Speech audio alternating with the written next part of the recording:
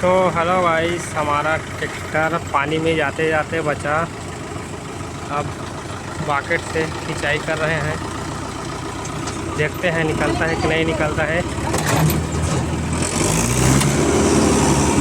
निकल जाना चाहिए।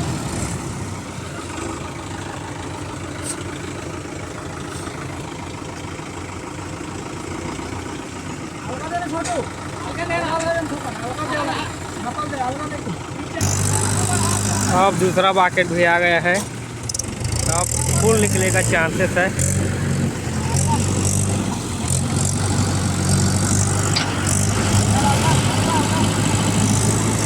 देखते हैं निकल पाता है कि नहीं निकल पाता है। 2 बकेट 275 महिंद्रा पता है,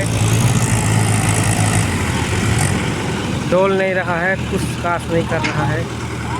अब देखते हैं कैसे करेंगे।